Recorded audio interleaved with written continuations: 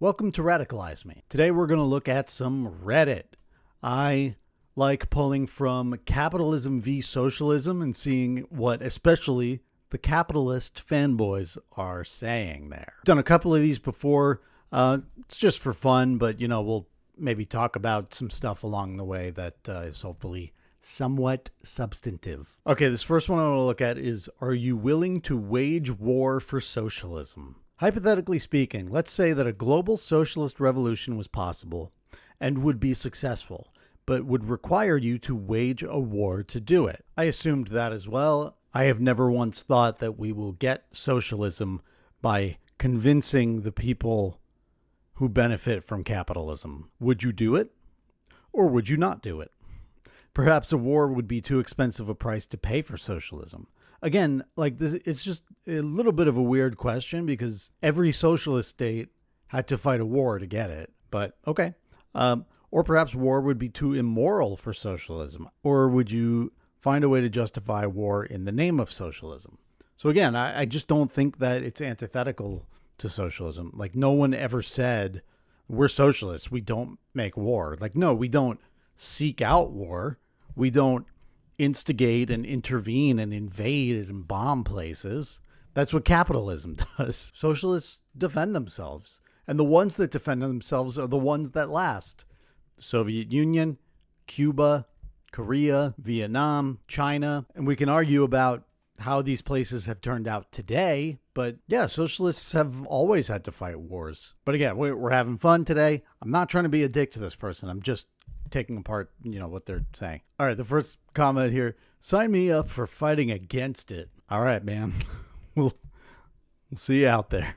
Imagine fighting so 1% of the population can exploit you for money. And I like this response. Socialism concentrates wealth at the 1% mark more than capitalism. Oh, okay. The Castros are billionaires. No, they are not, who live like kings. Chavez's daughter has a $4.5 billion in the bank. I don't know about Chavez's daughter. Kim Jong-il spent $650 million in 2012 on luxury goods. That also could be true. I don't know. As for the Castros, I don't think that's true. They were richer before the revolution, as I understand it. They gave up what could have been a pretty cushy upper middle class lifestyle. And this is a socialist who, I'm not going to love their argument, I think. They said, all right, socialism concentrates more wealth. Examples, authoritarian communist 1, authoritarian communist 2. Like, I'm not a no true socialist guy. I'm not, because I think that we need to the extent that past socialist projects have done bad things, we need to own it. We need to examine and understand those things and avoid doing them again. And also, when you write off authoritarian communists, or whatever you want to call them, you're writing off all the revolutionary success they had, the success they had in running these countries, the positive ways in which these countries developed, and they did. That's the thing. Being a socialist is about materialism. We have to look at the world as it is and understand it through our analytical tools of Marxism and dialectical materialism. That's what we do. And you don't get to run away from it like this. I think that's how I feel about it. And I'm not saying that like, oh, Stalin and Castro and Mao were perfect. They didn't do anything wrong. Like, no, but let's be real. Let's look at the real world. Like, this person is this is one of the capitalist people in this thread. And I don't agree with them on what they're arguing, but here I agree. They said, no, real world socialism is not the same as the imaginary Smurf village socialism that's in your head. So again, let's be real. But I will say, when they say there are no other examples, it is just, authoritarian communist, whatever. Like, no, every socialist project has been a little bit different. So then this person goes, again, this is our capitalist friend. The USSR was socialism. Have you heard of the USSR? Like, yeah, I mean, sure. It's for better or worse. The Soviet Union was the first big example of like a state socialist attempt, right? Again, you can always argue like, oh, well, how well did they do? and Stalin did this and that terrible thing. Like, okay, yeah, but I'm not throwing the baby out with the bathwater here. And then they say, have you heard of Khmer Rouge? And I love this example. Like, I've been hearing this more lately. People go to Pol Pot and Cambodia, the Khmer Rouge, as an example of like the horrors of communism. And yeah, Cambodia under the Khmer Rouge was horrible. I've told you a few times now, I am not a no true socialist or no true communist kind of guy, because I believe that a lot of these places did do good things that we can learn from. They did bad things we can learn from too. But Khmer Rouge was communist in name only. They were Kino, all right? Kino. It was just oppressive and forceful and nightmarish. It is really kind of like what Americans think communism was everywhere is how it was in Cambodia. And the most important thing here is Pol Pot worked with the U.S., okay? They were allied first with Maoist China, and I think not the Soviet Union, and this may have been part of the Sino-Soviet split. The U.S. worked with Pol Pot during the Vietnam War and the Southeast Asian conflicts that came along with it. So, no, we're not doing Khmer Rouge shit when we're talking about past socialist projects. And now our friend here, Chronodroid, identifies as Viet Cong. I love that. Wrong, and stop entertaining nonsense. None of the leaders of any socialist state had wealth comparable to the international bourgeoisie. I think that's true. To even think so is laughable. They owned no land. They came from humble origins. Again, I think that the Castro brothers were like a little more well-to-do. Not like a super rich family, I don't think, but they had money and they went to college, and Fidel went to law school, I believe. You know, they could have had very comfortable lives just working in, again, upper middle class professions. They worked their asses off, true, hiding in the jungle and mountains and forests for years to fight for change. Yeah, and I think that's what gets lost in all of this. Is like people don't understand what a lot of these places were like before the revolutions. So often when we think about these places, first of all, we often think about the beginnings, the like very beginnings of these socialist states, and they're coming from being like feudalist backwaters is the word they use a lot of the time, but these feudal colonial states of just abject poverty for the native population and working only to produce goods that would be shipped out of their country and out to London or Paris or New York. So these places fight a revolution to make things better, and they do end up making things better. Yeah, revolutions are wars, and they're bloody and terrible. Then there's often a civil war, either organically or egged on by someone like the U.S., who comes in and creates South Vietnam or South Korea so that they have a puppet state to fight the other side. The U.S. just doesn't want places to be able to choose to be communist. That's what creates a lot of the problems in these places. And no, it's not because America cares so much about people and that people are suffering under communism. It's that communism genuinely threatens the power of the international bourgeoisie. Socialist bureaucracies are one thing, but literally nothing concentrates wealth like capitalism does. I agree, and that ties this section together. I just wanted to come to this. I'm fighting for my own wealth, not some wealthy person you are envious of. You have no wealth. The Mikey Mac 13. Socialism doesn't reward those who earn wealth. It rewards those who have party loyalty and who kill to maintain power. Again, it's like you have a cartoon in your head of what happens in these places. The Soviet Union was around for 70 years. The communist China has been around for 75? People have lived and died generations in these places. And there's a lot to know about those histories. Again, that's why I say I don't know every single detail. But I can tell you that it was different under Lenin at the very beginning than it was under Stalin. And it was different under Khrushchev than it was under Brezhnev and Gorbachev and whoever was in between them. And in a place like the Soviet Union, people actually did very well. In a lot of ways, for I think most of the population, things were very good by a lot of important metrics that often met those of the US or even surpassed them in some cases. I think in the same CIA document I sort of referenced earlier when I said the CIA admitted Stalin was not a dictator, they also admitted that for much of Soviet history, Soviet citizens ate very well, right? Where I said, communism is when no food, right? They were in a famine-prone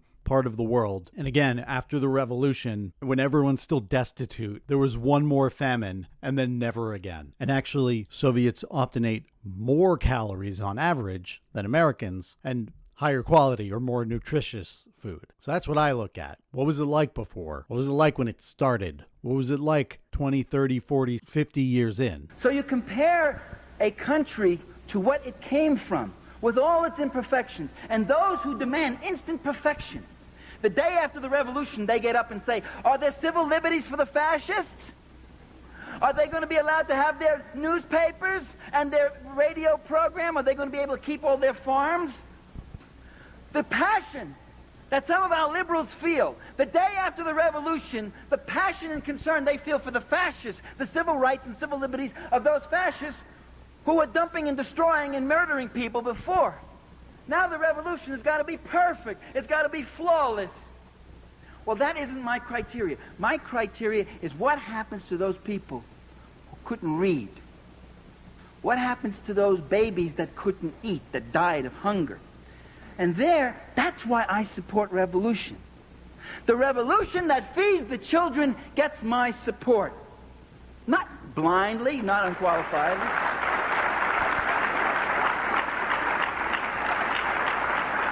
And the Reaganite government that tries to stop that kind of process, that tries to keep those people in poverty and illiteracy and hunger, that gets my undiluted animosity and opposition.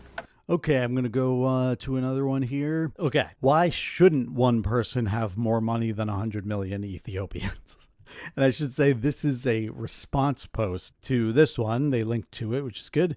Why should Musk have more wealth than 100 million Ethiopians? Well, we don't have to read that one, but just so you know, they're responding to something here. Look, it's completely unfair that Elon Musk, a guy who, granted, builds rockets, electric cars, AI models, and satellites, is allowed to have more money than the entire population of a country that was run by an actual Marxist military junta, endured a brutal civil war, followed by a famine so catastrophic it became a meme on South Park. But yeah, totally capitalism's fault. Yeah, I used to get my politics from South Park too, but then I grew up. Just so you know, the meme on South Park he was referring to was a racist depiction of a character named Starvin' Marvin. I mean, are we not going to acknowledge that Ethiopia was a fully certified communist paradise trademark from 1977 to 1991? You know, with all the usual perks like nationalized everything, suppression of dissent, military dictatorship, centrally planned hunger. Somehow when you bring that up, it's not, that doesn't count. That was just bad implementation. But the real kicker, while Ethiopia was redistributing food into the abyss, I feel like this person might not be good faith. Those greedy Western capitalists were, brace yourself, raising millions in aid through charity concerts and heartfelt 80s pop ballads like We Are the World. Wow, they did We Are the World, bro? That's amazing. I can't believe how generous we are. Here's the worst song ever, because nothing says capitalist exploitation like Lionel Richie and Cyndi Lauper singing for famine relief. No, it's not exploitative to do that. But, you know, recording artists like Lionel Richie and Cyndi Lauper were exploited labor by record companies. So I just think you're a little confused. And then, of course, we have to wonder again, because charity is usually done to make up for either failures of government or the results of imperialism and colonialism. So I got to wonder some of what happened to Ethiopia. I've got this article from Jacobin here. U.S. policy toward Ethiopia is a story of cynicism and self-interest. This is from January 2023. Ethiopia, the United States, and the Cold War. In the aftermath of World War II, the United States voiced rhetorical support for self-determination and democracy in the developing world. It hoped to establish new alliances that would open the door to political and economic opportunities in territories then claimed by European powers. However, few of its new allies were Democrats, lowercase d, and Ethiopia was no exception. Okay? Emperor Selassie presided over a feudal system in which an aristocracy wielded enormous power over the land and the peasant class that worked it. His rule was characterized by religious, ethnic, and regional favoritism. Christian Amharas of the northern and central highlands dominated the multi-ethnic Muslim and Christian populations in other parts of the empire. From Washington's perspective, however, Selassie was a dependable Cold War ally, and I'm sure the communist leader who came after Selassie was not. Convinced that the strongest bulwark against communism was regional stability under Selassie's rule, the United States became the emperor's primary outside backer. The United States provided Ethiopia with more than $280 million in military aid between 1953 and 1977 and trained thousands of military personnel. Sounds familiar. Although it was presented as a bastion against communist encroachment, the U.S. trained 47,000-man army was primarily used to quell internal dissent, oppose the Eritrean independence struggle, and ward off Somali expansionism in the Ogaden and Haud regions. In exchange, the Ethiopian ruler allowed the United States to build a communication station and naval facilities in Eritrea, which facilitated Washington's intelligence and military operations in Africa and the Middle East. So it sounds like even if, and I have not studied Ethiopia closely, but even if the communist leader who came next was as terrible as our Reddit friends are telling us, it sounds like Selassie was at least just as bad. And yet, we're not talking about between 1953 and 1977. We're only talking about suffering that may have happened under the communist leader, just not the fascist feudal overlord, whatever this guy is, emperor. But Selassie was a good ally to the U.S. for its interests in the region, right? When we get to build a communication station and all this cool shit. So understand, the United States has problems with communist leaders, not because of what they do, but because of what they don't do, because they don't allow the U.S.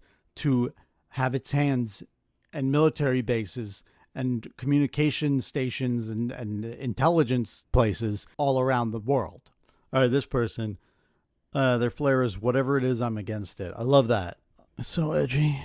Remember that these are the same people who will tell you with an absolutely straight face that a homeless white guy is the brutal oppressor of Barack Obama and Oprah Winfrey.